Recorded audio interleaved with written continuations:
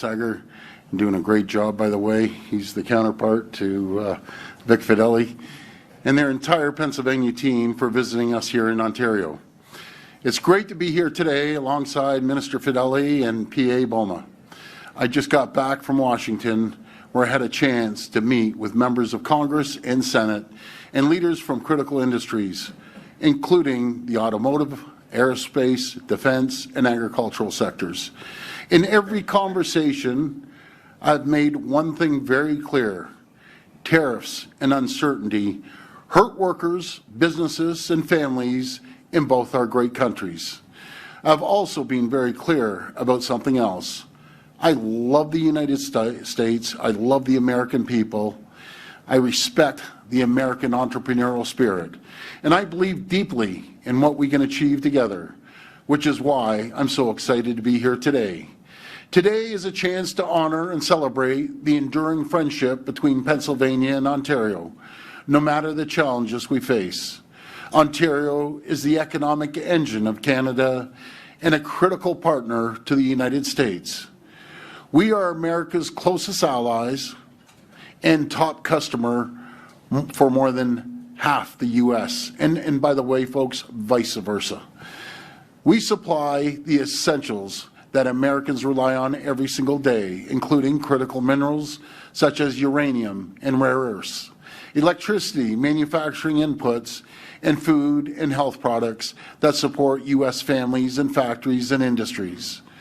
By increasing collaboration through what I call Fortress North America, Canada and the United States and Mexico can stimulate billions of dollars in new investment, create jobs, lower the cost of living for North American families, restrict the flow of unfair imports, and strengthen national security across the continent. Today is a chance to build on that partnership through the memorandum of understanding that Governor Shapiro and I are about to sign. Last year, total trade between Ontario and Pennsylvania was valued at $20.5 billion Canadian, while Ontario was Pennsylvania's #1 customer for exports. I see a historic opportunity to expand that relationship, create jobs, and make life more affordable in both our jurisdictions.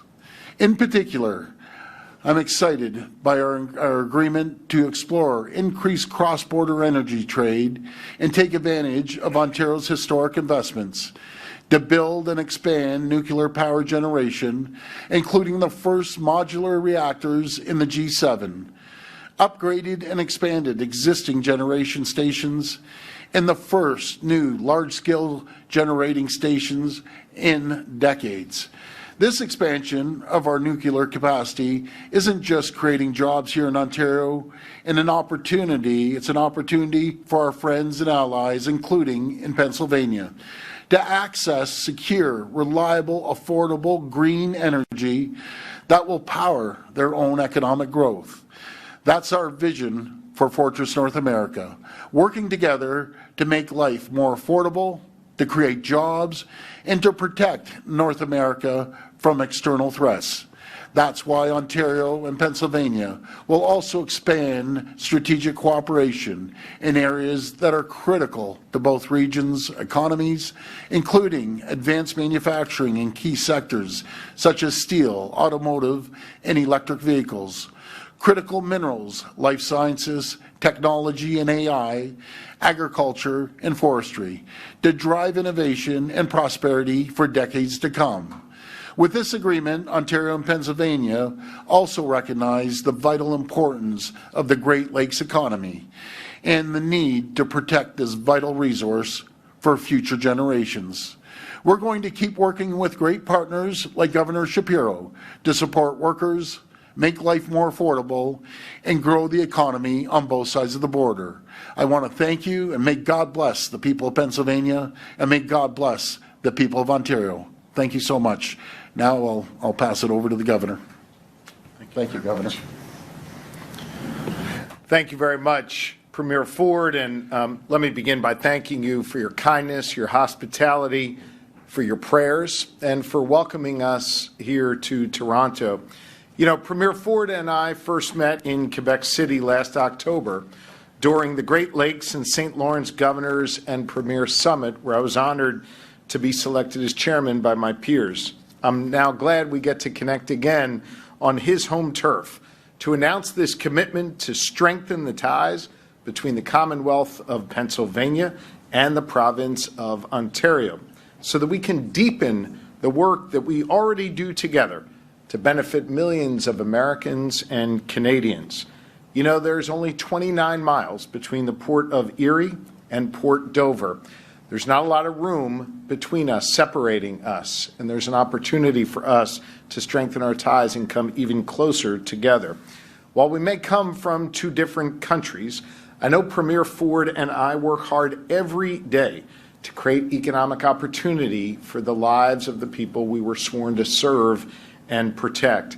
I must tell you that my mantra is GSD, get stuff done, and Premier Ford shares that, and I appreciate that spirit he brings to his work every day. We share that spirit. The work that we do is guided by a set of shared values, rooted in the ideals of freedom and opportunity for all. That serves as the foundation for our two countries. It's because of those shared values that the stories of our two nations have been so closely intertwined throughout history. As longtime friends and allies, that connection has been strengthened by generations of countrymen who fought alongside one another to defend democracy around the globe.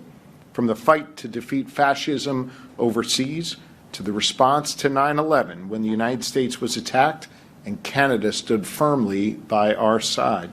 But it's not just history and shared values that bind us together. It's also the day-to-day realities that link the prosperity of our two economies. Canada, as you heard from the Premier, is Pennsylvania's largest trading partner. We import about $13.5 billion in U.S. dollars in goods from Canada each year, and that's critically important. Our imports from Ontario represent nearly half of that total amount. At the same time, Pennsylvania exports $13.9 billion of goods to Canada each year, roughly an even split. That is balanced trade. And Ontario accounts for 77% of Pennsylvania exports. Our close ties are also reflected in our tourism sector. Last year, more than 500,000 Canadians visited our Commonwealth, and your countrymen made up a third of all international visitors to Pennsylvania.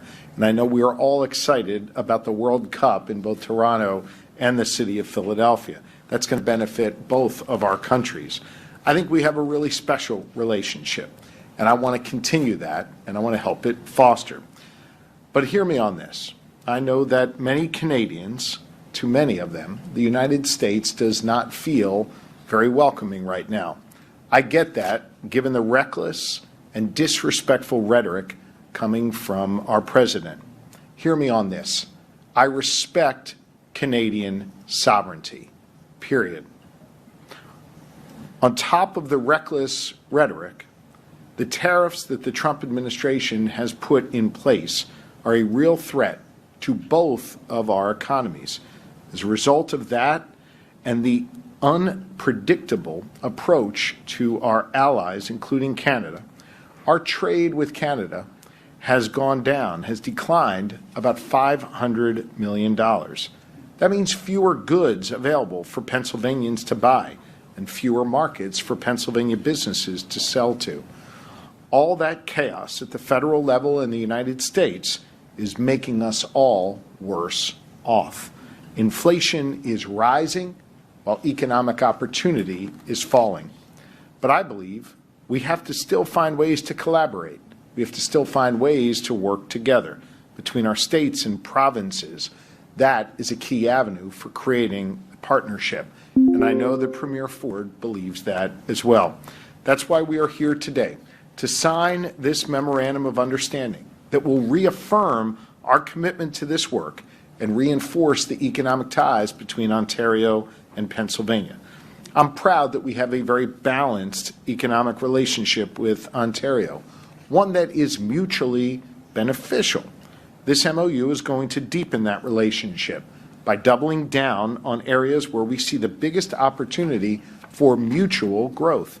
That includes the 5 industries that we've made central to our economic development strategy in Pennsylvania: energy, advanced manufacturing, agriculture, life sciences, technology, and innovation. And through this MOU, we will create a working group made up of members of our respective administrations who will share ideas and who will collaborate and who will combine forces to grow our workforces and create even more economic opportunity. I want to thank Secretary Rick Seiger from my administration for his commitment to this work and his extraordinary efforts to grow the economy in Pennsylvania. We have the only growing economy in the northeastern part of the United States, and we're proud that we created more jobs than all but 2 states in the entire country. We have a lot more work to do, and Canada is an important part of the work we must do going forward. Because I believe when we work together to create jobs, to grow our businesses, to expand our economies, and invest in innovation, we create opportunity for Canadians and Americans. As the Governor of the Commonwealth of Pennsylvania, as Chair of the Great Lakes St. Lawrence Governors and Premiers, I'm committed to building on the foundation that we've laid together to do this work alongside leaders like Premier Ford. This memorandum of understanding builds on the progress that we have already made together, because success for our states and our provinces should not be a zero-sum game. Relationships like ours, the relationship that we have built, this is the foundation for the future of U.S.-Canadian relations. Ontario can succeed, while Pennsylvania succeeds as well. I believe in a future where we can work together to benefit both of our people. And I want you to know I am ready, willing, and able to continue that work alongside Premier Ford and the leaders here in Canada. I look forward to signing this memorandum of understanding and then having the Premier answer all of your hard questions. Thanks, Governor. I have a little sip of my water here.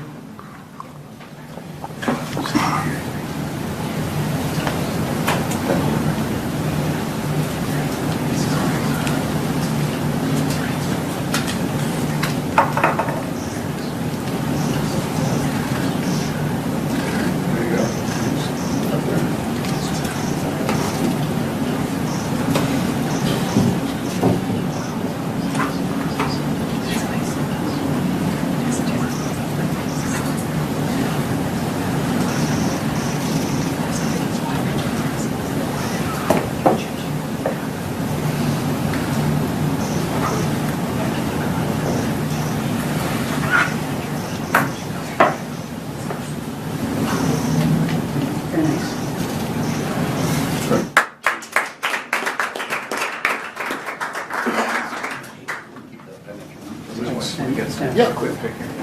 Absolutely.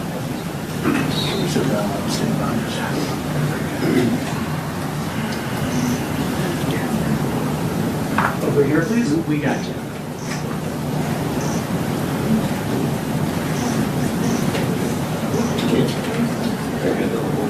Everyone good?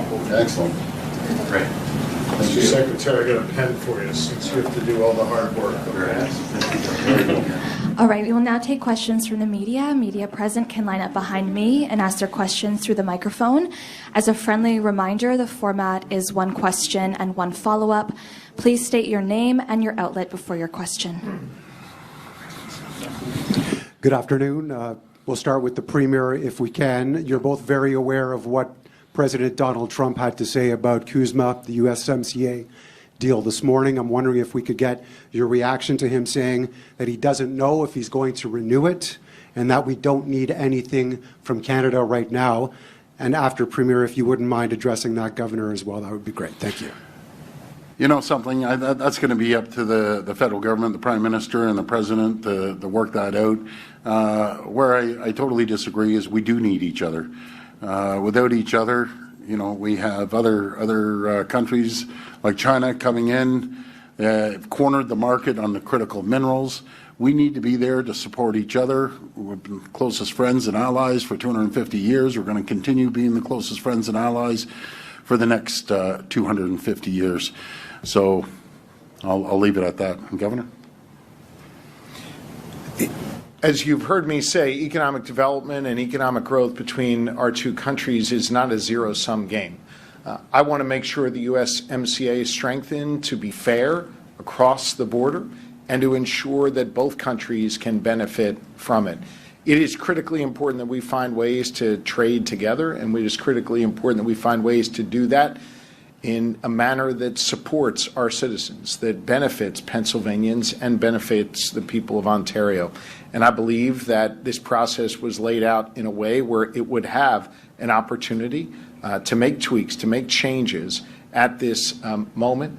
I do not believe that the President is right in suggesting that we don't need each other. I think our economies are linked, and they should be linked, but they should be done in a way that is mutually beneficial. Premier, you had a First Minister's meeting with Prime Minister Carney before this meeting with the Governor. Could you discuss what Prime Minister Carney told you about the state of CUSMA talks? Well, they're ongoing. They're going to continue negotiating. They're going to negotiate in good faith, and I think we are going to get through this. The question is, when are we going to get through it? When I was down in Washington, the number one item is the uncertainty. People want certainty. They want stability. When we have certainty and stability in both countries, you're going to see jobs. We're going to see investment and production increases, lower cost of goods.